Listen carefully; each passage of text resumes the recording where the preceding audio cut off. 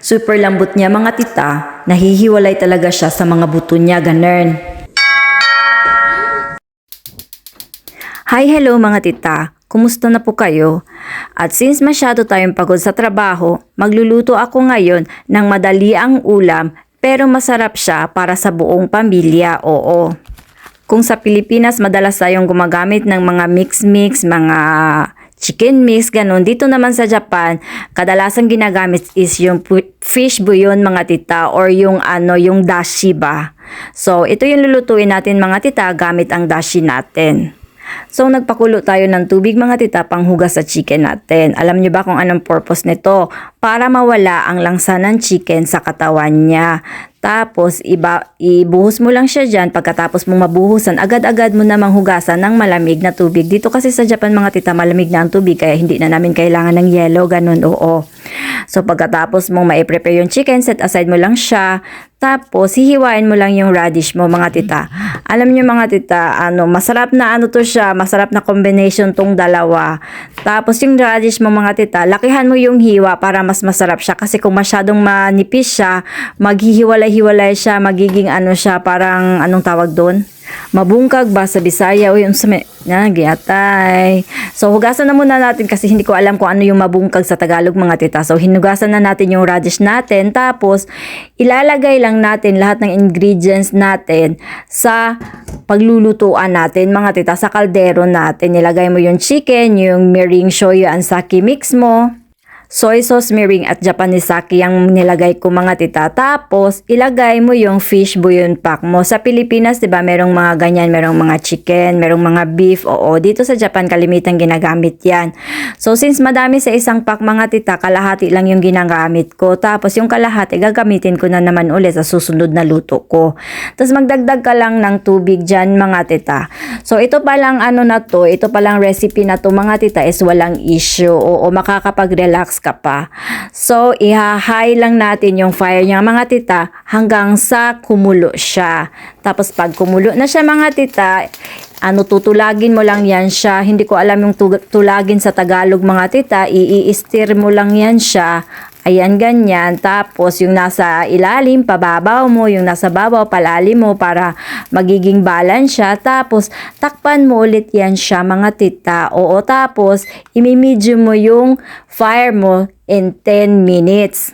So, diba, hindi masyadong mahirap gawin ang recipe na to. Makakapagpahinga ka pa, pwede ka pang manood ng TV, pwede ka pang maglinis mga tita, yung mga hindi mo nagawa kaninang umaga, pwede mo pa ngayong gawin ngayong gabi kasi nga, yung pagkain na to is madaling lutuin lang talaga. Pwede ka pang magtawag ng kaibigan mo at makipagchismisan tungkol sa katnil issue pero luma na yun, 'di ba? So siguraduhin mo lang mga tita na hindi mo makakalimutan yung mga ginagawa mo, promise. So ako nakalimutan ko talaga siya sa sobrang pagod ko mga tita. Pero nung tiningnan naman natin, ay nako, sobrang safe niya. Buti na lang may timer talaga tayo mga tita. Kaya nagto-timer talaga ako mga tita kapag nagluluto ako ba kasi nga makalimutin talaga ako. Siguro aging na rin talaga ito. So after nun mga tita, hinaan mo yung apoy mo, set mo ng 30 minutes. Tapos after 30 minutes mga tita na hininaan mo yung mga apoy mo, ganito na yung itsura niya. Umuunti na yung liquids niya. Tapos yung niya, babad na yung radish mo at yung chicken mo at nalalasahan mo na yan siya. Yan siya. So tikman mo mga tita, kapag kulang ang lasa, pwede ka namang magdagdag, 'di ba? So ganito yung kalalabasan niya mga tita, 30 minutes. Overall mga tita, 40 to 45 minutes mo lang yung niluluto yung pagkain mo. Tapos, nagre-relax ka pa, ganon, oo. Tapos, sobrang lambot niya mga tita. Sobrang sarap niya pa kasi nanunuot yung lasa niya sa loob ng meat ng chicken mo. Tapos nahihiwalay yung meat niya sa buto niya. Oo, sobrang sarap niya talaga mga tita. Hindi mo talaga pagsisisihan kapag nagluto ka nito. And alam mo ba, super tipid pa talaga ito mga tita. Hindi masyadong magastos, walang masyadong issue. At since pagod ako gumawa ng sabaw mga tita, may mga pakpak na kasing mga miso soup dito mga tita. Yun na lang yung ginamit ko kasi nga, ulitin natin, pagod talaga ako. So, yung pack ng miso soup, mga tita, dagdagan mo lang ng tubig at tapos na. Tapos, ihahanda na natin yung pagkain natin para sa pamilya natin. Oo, ganon. Itong recipe ko na to mga tita is nagaya ko doon sa restaurant na pinagtatrabahuan ko. Oo, kasi nga maraming mga chef doon, maraming mga idea na lumalabas araw-araw sa kusina. So ginagaya ko din siya. Tapos ina-upgrade ko na lang kung may kulang yung lasa, kung may hindi ako gusto, iniiba ko ganon. Oo, gumagawa ako ng sariling recipe ko. Dito meron talagang ganitong luto dito, pero itong akin medyo may pagka-original recipe ko na din to. So, itry nyo mga tita, malay mo magustuhan ng pamilya nyo kasi sobrang sarap niya talaga. Magugustuhan pati ng mga bata mga tita kasi ang lambot ng radish niya.